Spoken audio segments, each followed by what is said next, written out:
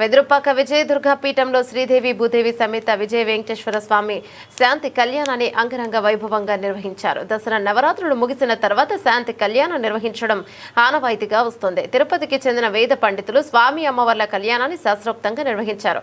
అంతకు ముందు రోజు శ్రీదేవి భూదేవి సమేత విజయ వెంకటేశ్వర స్వామికి గరుడ సేవ, విజయదుర్గ అమ్మవారికి రథోత్సవం మేళతాళాలతో ఘనంగా నిర్వహించారు.